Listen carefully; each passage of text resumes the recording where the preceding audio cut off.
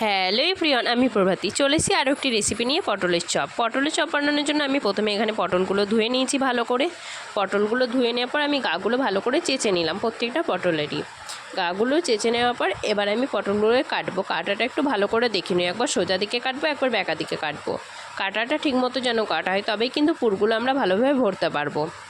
দেখো প্রত্যেকটা পটলই আমি কেটে নিয়েছি। এবার আমি কড়াইয়ে তেল গরম করে পটলগুলোকে ভেজে নেব। পটলগুলো ভেজে নেওয়ার পর আবার আমি কড়াইয়ে তেল দিয়ে দিলাম এবং থেকে বেটে রাখা আদা জিরে লঙ্কার পেস্টটাও দিয়ে দিলাম ও পরিমাণ মতো হলুদ দিয়ে দিলাম। দিয়ে ভালো করে মশলাটা আমি কষিয়ে নিলাম।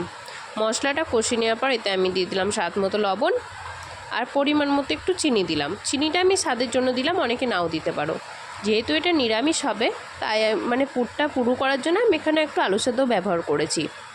আলু সেদ্ধটা দিয়ে আবার আমি ভালো করে মশলাটা কষে নিলাম।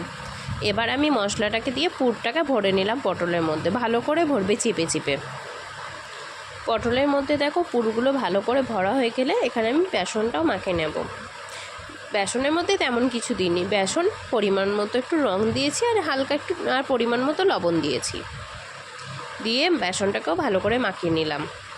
বেসনটা মাখানো হয়ে গেলে কড়াইয়ে তেল গরম করে তার মধ্যে পটলগুলোকে আমি বেসনের গোলায় ডুবিয়ে ছেড়ে দিলাম। তাহলেই তৈরি হয়ে গেল গরম গরম মুচমুচে পটলের চপ। ভিডিওটা ভালো লাগলে লাইক কমেন্ট শেয়ার করতে ভুলো না। ধন্যবাদ।